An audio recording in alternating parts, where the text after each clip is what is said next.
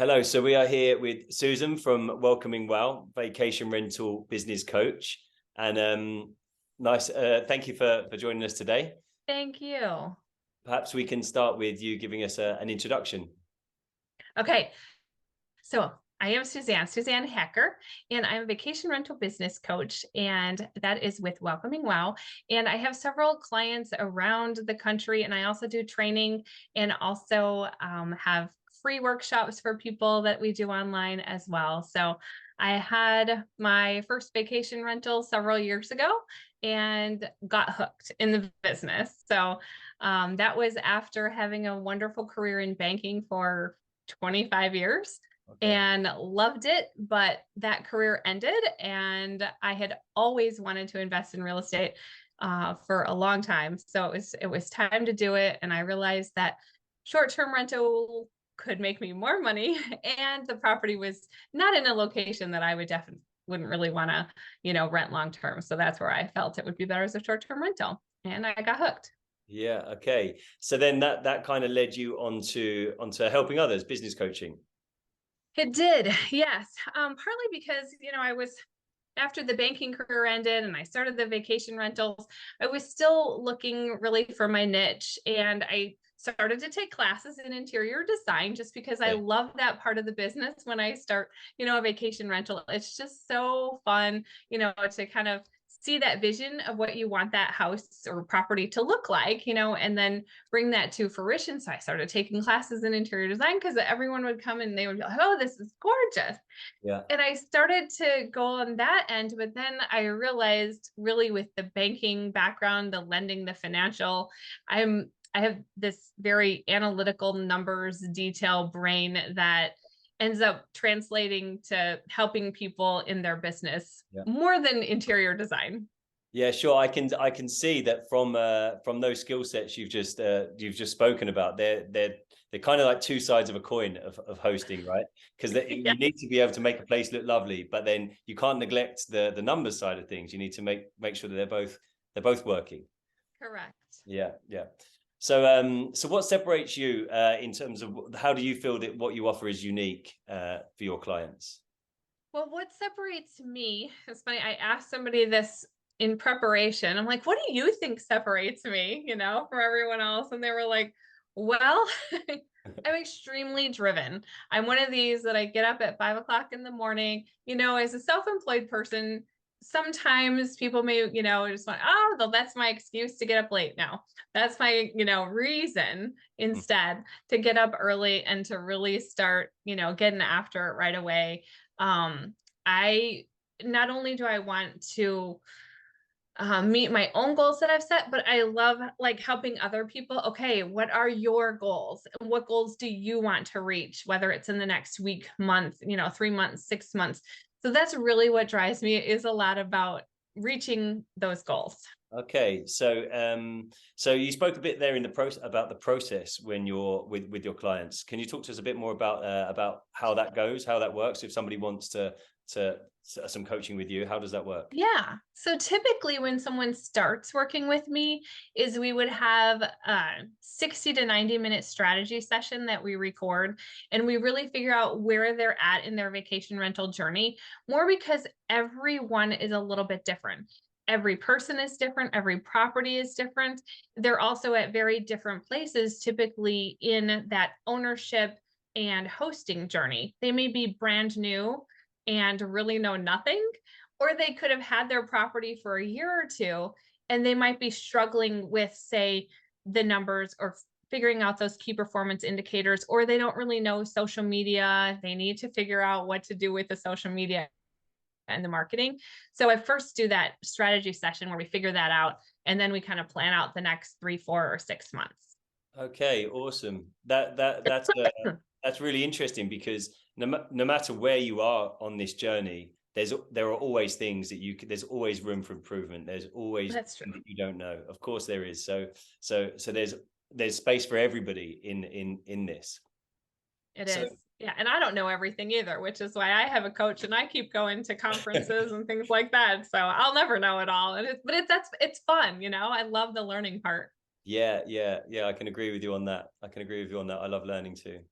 So what are the biggest opportunities that you see for hosts in the coming future? So I think the biggest opportunity that we're going to see, at least here in the US, is that we're starting to see all this chatter, about real estate prices or values dropping. Loans are harder to get right now because the rates have gone up so much. And there's a lot of talk about some markets being saturated, and some hosts are struggling just because that market is a little saturated, or at least that's their perspective. I see the opportunity for those hosts who know what they're doing or are improving their, making their property better. I see that they're going to have that opportunity because there's those hosts that got in it for maybe the quick money or the short term, and things aren't going to go, or already aren't going how they want it to. They're going to end up getting out of the game. And I think there's a opportunity for the long-term hosts to end up doing better because of that. I see. Okay. Yeah, an interesting point.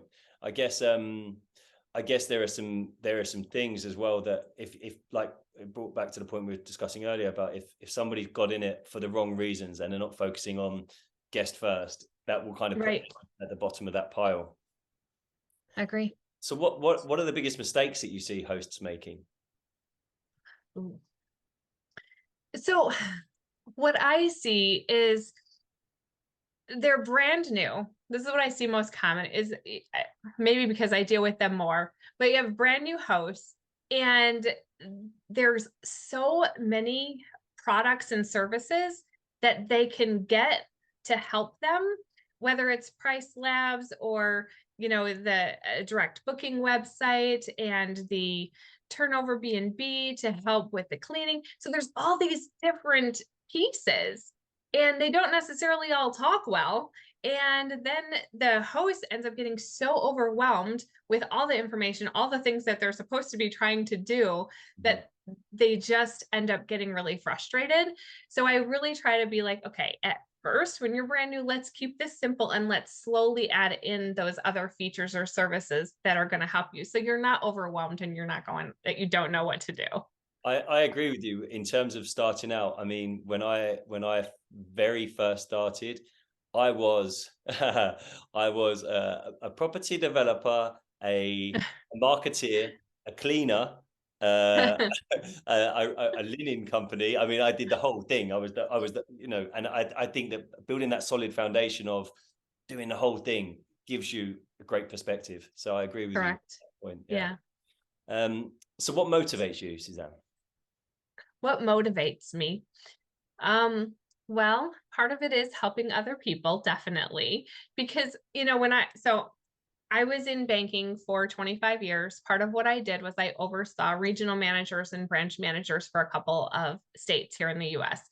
And I really got that, kind of that charge, if you will, out of helping see them succeed. When you get to help people and see them succeed, sometimes even more than you yourself, went in your career, to me, that's the part that is so rewarding. Yes, it's nice to get the paycheck. Yes, it's nice to get the money in the pocket. You do have to pay the bills. But when you see like when I have a client who, starts working with me and she gets her property launched, in 2 to 3 weeks, and she's starting to get that first booking already. And also like a client, comes to me because she doesn't have bookings and she needs some bookings because she at least has to pay the bills. And then you're able to be like, oh, look, you now are completely booked, 100% booked for the next 6 months. And you just go, yep, we did it. So it's satisfying to help people. Yeah. Interesting. Yeah. So what's the biggest challenge you've overcome in business so far?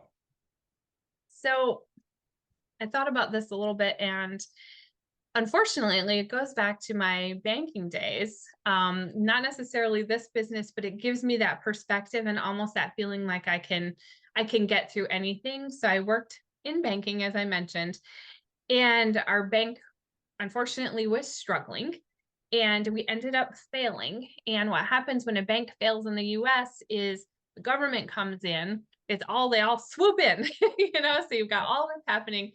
in one night. So you've got the government shutting you down. Unfortunately, you have authorities to make sure nobody takes anything. You have the new bank that just bought you all coming in. And the position that I was in at the time was one where basically, like, I had a line then outside of my office with all these people who needed to speak to me about how we're going to start converting over to the new bank.